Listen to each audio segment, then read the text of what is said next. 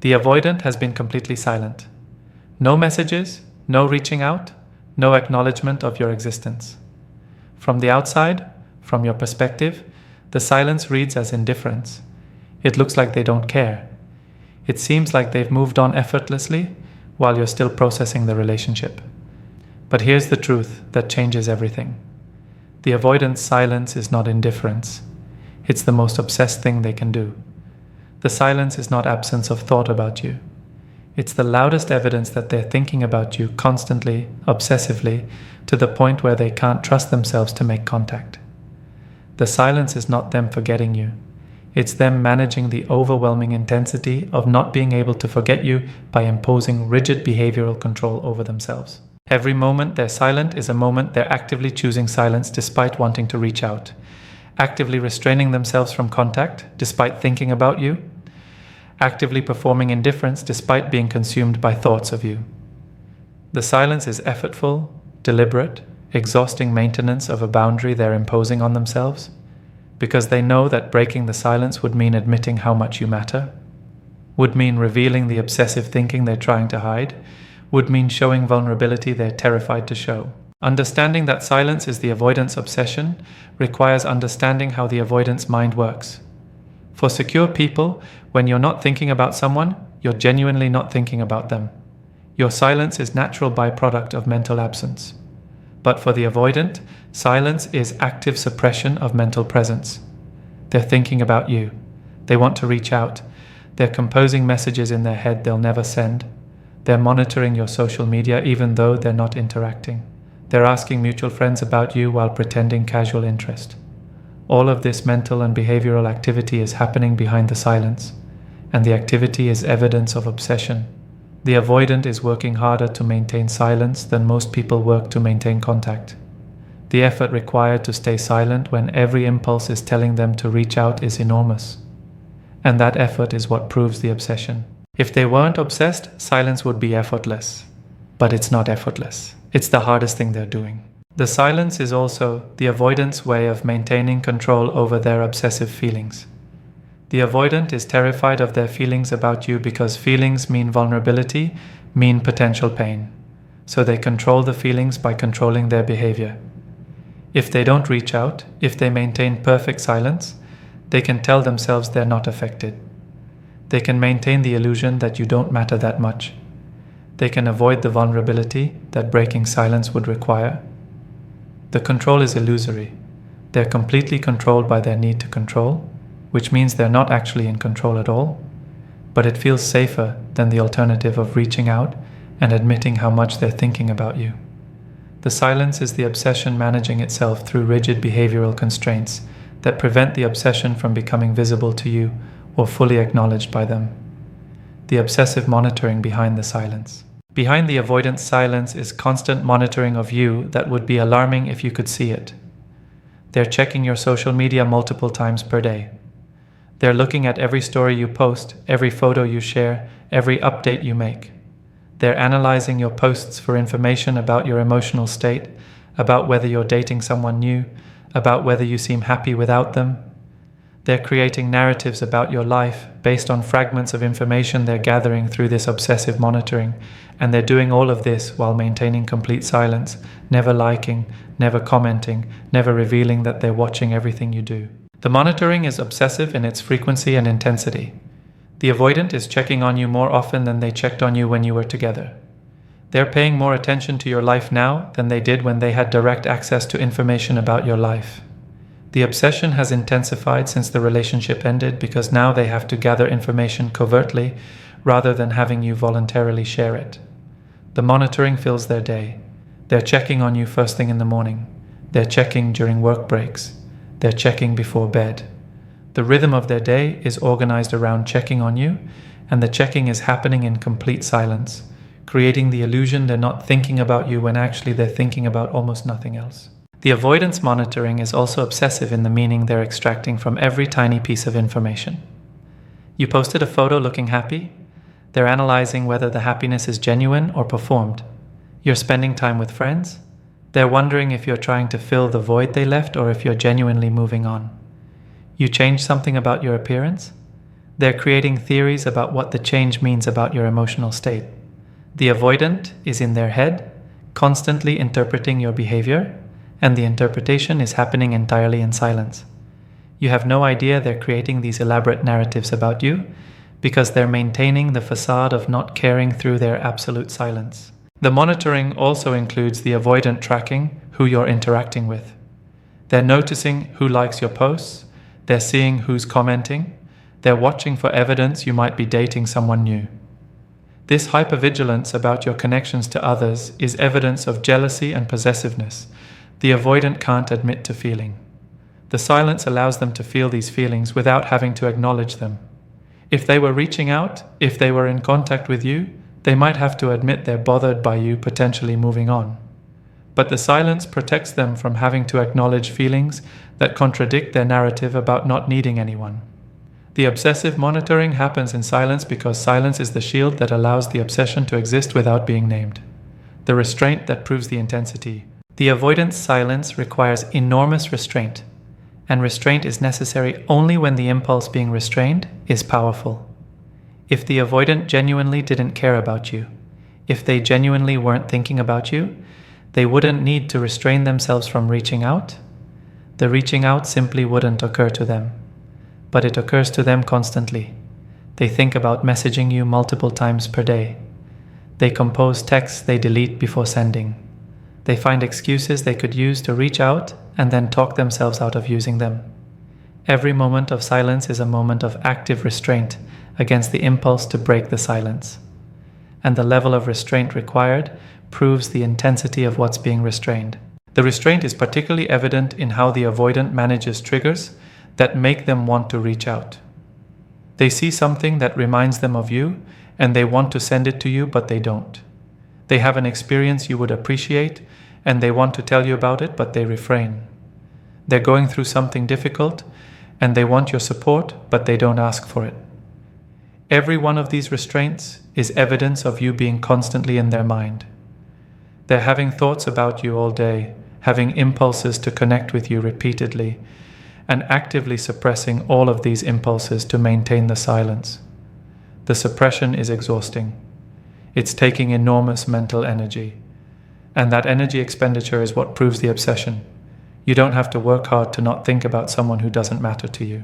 The restraint is also visible in the avoidance rigid rules they create for themselves about contact. They tell themselves they won't reach out for 30 days, or 90 days, or ever. They create arbitrary timelines or absolute prohibitions because they know without these rules they would reach out. The rules are necessary precisely because the impulse to break silence is so strong. The avoidant is like an addict white-knuckling through cravings, using rigid rules to prevent themselves from doing what they desperately want to do. And the need for rigid rules is evidence that what they want to do, reach out to you, is something they think about constantly, something that would happen if they relax their control even slightly. The restraint the avoidant exercises also includes restraining themselves from responding when you reach out. If you message them, even if the message is neutral or logistical, the avoidance impulse is often to respond immediately with more than the message requires. But they restrain that impulse.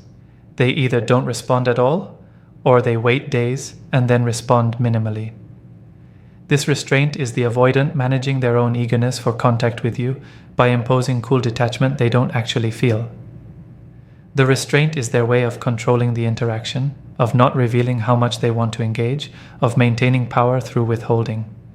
But the restraint proves they want to engage far more than the silence suggests. If they genuinely didn't care, they could respond normally. The fact that they have to carefully manage their responses, have to restrain their natural impulses, proves those impulses are strong and constant.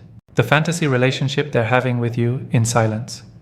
While the avoidant is maintaining absolute silence in reality, they're having an entire relationship with you in their imagination. They're thinking about what they'd say if they reached out. They're imagining conversations you might have. They're fantasizing about reconciliation scenarios. They're mentally rehearsing apologies or explanations or expressions of feeling they're too scared to say in reality. The silence isn't empty space. It's full of this fantasy relationship that exists only in the avoidant's mind. a relationship where they get to be with you without the vulnerability that real contact would require. The fantasy relationship is often more developed than the actual relationship was. In fantasy, the avoidant can be the version of themselves they wish they could be. They can be vulnerable without consequences. They can express feelings without fear. They can show up in ways they couldn't in reality. The fantasy is compensatory, giving them what they want, without requiring the growth that actually having it would demand. And the fantasy is obsessive. The avoidant is spending hours in their imagination with you, creating scenarios, playing out conversations, living in the relationship they can't have in reality because having it would require breaking the silence and being vulnerable. The fantasy relationship also allows the avoidant to keep you as idealized figure rather than complex, real person. In silence, in absence of actual interaction, you become who they need you to be in their imagination. They forget the conflicts. They minimize the incompatibilities. They remember only what was good, and they magnify it beyond reality. The silence enables idealization because there's no reality to contradict the fantasy. If they broke the silence, if they actually interacted with you, reality would intrude, and the idealized fantasy would collapse. So the silence serves the purpose of protecting the fantasy, of keeping you perfect in imagination, rather than complicated in reality. The avoidance fantasy relationship in silence is also about maintaining connection without commitment. In the fantasy, they have you without having to do any of the work of having you. They get the emotional benefits of imagining connection without the responsibilities of creating actual connection. They get to feel close to you without being vulnerable to you. They get to experience relationship without the risk relationship requires. The fantasy is perfect for avoidant psychology because it provides what they want: emotional engagement with you, without requiring what they can't do, actual intimacy and vulnerability. And maintaining this fantasy is why breaking silence is so threatening. Breaking silence would mean replacing comfortable fantasy with difficult reality, the terror underneath the silent obsession. The avoidant silence is maintained by terror. They're terrified of what would happen if they broke the silence. They're terrified you'd reject them, that you've moved on, that you don't care anymore. They're terrified you'd be receptive, that you'd give them another chance, that they'd be back in the relationship having to face all the vulnerability and intimacy they ran from. They're terrified of their own feelings, of how much they actually care, of the need they're experiencing. All of this terror is underneath the silence, creating it, maintaining it, making breaking it feel impossible even though they're obsessively thinking about you and wanting to reach out. The terror of rejection is particularly powerful in maintaining silence. The avoidant has built narrative that they're the rejecter, the one who leaves, the one who has power through not needing others. Breaking silence would risk them becoming the rejected one, the one who reaches out and gets ignored, the one whose vulnerability is met with indifference or hostility. This role reversal terrifies them enough that staying silent feels safer, even though silence means they can't have what they want. The terror of rejection is stronger than the desire for connection, so obsession stays trapped in silence rather than being expressed through actual contact. The avoidant is also terrified of their own feelings being revealed if they break silence. As long as they're silent, they can maintain to themselves and to you that they're not that affected, not that attached, not that needy. But breaking silence would reveal the truth. They're extremely affected, deeply attached, profoundly needy. The revelation would contradict their entire identity. It would expose them as the opposite of who they've presented themselves to be.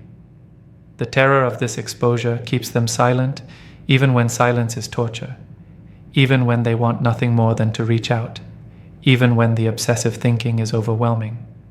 They'd rather suffer in silent obsession than risk the vulnerability that breaking silence would require. The terror underneath the silence is also about the avoidance fear that if they reach out, they'll discover that everything has changed irreversibly. Maybe you've moved on completely. Maybe you're with someone else. Maybe you've healed enough that you don't want them back. Maybe the door that was open when they left is now closed permanently. As long as they stay silent, they can maintain uncertainty that feels like possibility. Breaking silence would convert uncertainty into knowledge, and the knowledge might be devastating. So they stay silent to preserve the possibility, to avoid finding out that they've lost you permanently, to maintain the fantasy that reconciliation could happen even though they're ensuring through their silence that it won't. The loneliness that the silence creates. The avoidant's silent obsession creates profound loneliness. That's worse than regular loneliness, because it's loneliness in the presence of constant thoughts about connection. They're thinking about you all the time, but they can't connect with you. They're wanting to reach out constantly, but they're preventing themselves from doing it. They're feeling intensely about you, but they're alone with those feelings. The loneliness is the gap between the mental relationship they're having with you and the actual absence of relationship in reality. And that gap is enormous and painful, and the avoidant is trapped in it entirely by their own choices. The loneliness is also about the avoidant recognizing they can't talk to anyone else about you. They can't tell friends they're obsessively thinking about you because that would contradict their narrative of being over it, of being fine, of not needing anyone. They can't process their feelings about you with others because processing would require admitting to having feelings they've been denying. So they're alone with the obsession, unable to share it, unable to get support or perspective or reality checking. The obsessive thoughts just loop in their head with no outlet, no external processing, no relief. The loneliness is being trapped inside their own mind with thoughts they can't express. The avoidance loneliness from silent obsession is particularly acute because they chose it. No one is forcing them to be silent. You're not preventing contact. They're preventing themselves from contact. They're creating their own loneliness through choices they're making every day to maintain silence despite wanting connection. And knowing the loneliness is self-created makes it worse because it includes self-blame. They're lonely and it's their fault. They're isolated and they did it to themselves. They're trapped and they built the trap. The loneliness becomes shame-tinged and hopeless because changing it would require doing the thing that terrifies them, breaking the silence and being vulnerable. The loneliness of silent obsession also includes the avoidance recognition that they're living half-life. They're going through motions of daily existence, but they're not fully present, because so much of their mental energy is directed toward you, toward thinking about you, toward managing their impulses about you, toward maintaining the silence despite wanting to break it. They're lonely even when they're around other people because the people they're around aren't you. And you're the one they're obsessed with, the one they're thinking about, the one they want but won't reach for. The loneliness is about being disconnected from what they actually want, while being unable to connect with anything else, because the obsession with what they want is consuming all their attention. The control that's actually complete loss of control. The avoidant believes their silence is control. They're controlling whether to reach out. They're controlling the narrative by not showing their feelings. They're controlling the dynamic by maintaining power through withholding. But the reality is that the silence is evidence of complete loss of control. The avoidant is controlled by their fear. They're controlled by their obsessive thoughts. They're controlled by their rigid rules about not reaching out. They're controlled by you even in your absence because thoughts about you dominate their mental space and determine their behavior. The silence that looks like control is actually the clearest evidence of how controlled they are by everything they're trying to control. The avoidant has lost control to their own fear. Fear is dictating that they can't reach out, can't be vulnerable, can't risk rejection. They're following fear's commands absolutely. They have no autonomy from their fear. If they had control, they could choose to reach out despite fear. They could override fear with desire for connection, but they can't. Fear is in control, and the avoidant is fear's puppet, and the silence is fear speaking through their behavior, saying, "You're not safe enough to be vulnerable, you're not strong enough to risk rejection, you're too damaged to have what you want." The obsessive thoughts are also controlling the avoidant. They can't stop thinking about you. They can't direct their attention elsewhere sustainably. The thoughts intrude constantly.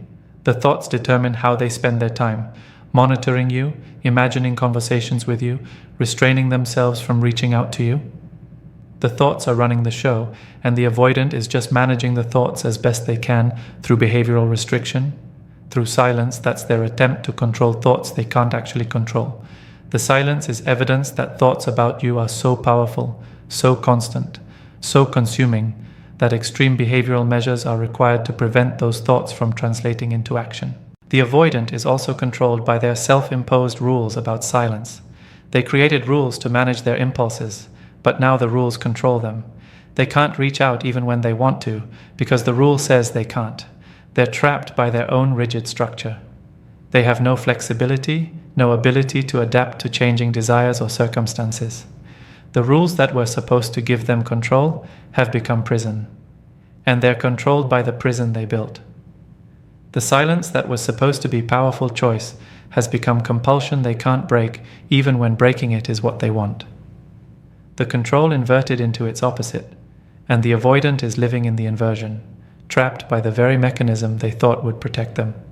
The difference between genuine indifference and obsessive silence. Understanding why the avoidant silence is obsessed rather than indifferent requires distinguishing between what silence means when it comes from different psychological states. Genuine indifference produces effortless silence. When you genuinely don't care about someone, you're not thinking about them. Not reaching out isn't restraint because reaching out doesn't occur to you. You're not monitoring their social media because you're not interested in their life. You're not having fantasy relationships with them because they're not occupying your mental space. Genuine indifference is absence of mental activity toward the person, and that absence makes silence natural, easy, unremarkable. But the avoidant silence is nothing like this. The avoidant silence is effortful. It requires constant active maintenance. It's accompanied by enormous mental activity toward you. The silence is performance contradicting internal reality. The avoidant is silent while obsessed, quiet while consumed with thoughts, absent while entirely focused on you. This is not indifference. This is intense caring being suppressed through rigid behavioral control. This is deep attachment being hidden behind defensive detachment. This is obsession being channeled into silence because expressing it directly would be too vulnerable. The difference is also evident in what breaks the silence. Genuine indifference doesn't break. Someone who's genuinely indifferent stays silent indefinitely without effort and without temptation to reach out. But the avoidant silence is fragile. It breaks when you withdraw attention, when you start dating someone new, when something happens that threatens their fantasy, that you're still available. The silence breaks because underneath it was never indifference. It was obsession being barely controlled. And when the control mechanisms are overwhelmed by triggers, the obsession becomes visible in desperate reaching out, in sudden contact after months of silence, in the breaking of all their rigid rules because the obsession finally overpowered the fear. Genuine indifference also means you could reach out and the person wouldn't respond or would respond completely neutrally. But when you reach out to an avoidant, maintaining obsessive silence, their response is never neutral. They either don't respond at all, which is overcorrection, proving they care too much to respond normally, or they respond with carefully calibrated coolness that's evidence of how much effort they're putting into seeming unaffected. Normal response would be easy if they were genuinely indifferent, but their response is never normal because they're never genuinely indifferent. They're managing obsessive feelings through behavioral performance, and the performance is visible in how carefully they manage even the smallest interactions. What the silence reveals about their attachment to you. The avoidant's obsessive silence is the clearest evidence they've ever given you of how much you matter to them. This seems backwards because silence looks like not caring, but with avoidance, the signal is inverted. The more they care, the more they withdraw. The more they're attached, the more they create distance. The more they're thinking about you, the quieter they become. The silence is not evidence you don't matter. It's evidence you matter so much they can't handle it. You matter enough that they can't trust themselves to reach out without revealing vulnerability that terrifies them. You matter enough that they're thinking about you obsessively despite all the energy they're investing in trying not to think about you. The silence reveals the avoidant is more attached to you than they've probably ever been to anyone. Their attachment to you is so strong it's activating all their defenses. If you didn't matter, there'd be no need for defenses. They could just exist normally around you or thoughts of you. But you matter enough that every defense they have is fully activated. The silence is maximum defense, and maximum defense is only deployed when the threat is maximum. The threat is their feelings about you. The strength of the defense proves the strength of the feelings. The silence is the avoidant's loudest admission that you're the most important person in their psychological world right now, even though the silence is meant to hide exactly that fact. The silence also reveals the avoidant wishes they could be different with you. If they were genuinely satisfied with being avoidant, if they genuinely didn't want connection, the silence would be accompanied by peace. But there's no peace in their silence. There's only struggle, restraint, obsessive thinking, exhausting self-management. The struggle proves they want something different than what they're doing. They want to reach out. They want to be vulnerable. They want connection with you. But fear is preventing them from having what they want. The silence is not evidence they're content without you. It's evidence they're deeply discontent, deeply conflicted, deeply longing for something they're too afraid to reach for. Why recognizing their silent obsession changes nothing. Understanding that the avoidant silence is obsession rather than indifference is validating. It confirms you weren't crazy for feeling like the relationship mattered. It proves you weren't alone in caring. It reveals that everything you felt was real and was mutual, even if the avoidant couldn't express their feelings in functional ways. This validation is important for your healing, for recognizing that the problem wasn't your inadequacy, but their incapacity. But the validation shouldn't change your behavior. The avoidant's silent obsession doesn't make them any more capable of relationship than their expressed indifference did. The avoidant being obsessed with you while silent is still the avoidant being unavailable to you. Obsession without action is just internal experience that doesn't create relationship. The avoidant can think about you every moment of every day, but if those thoughts never translate into reaching out, into vulnerability, into showing up, then the thoughts are irrelevant to your life. You can't build partnership with someone's secret obsession. You can only build partnership with someone's expressed willingness and actual presence.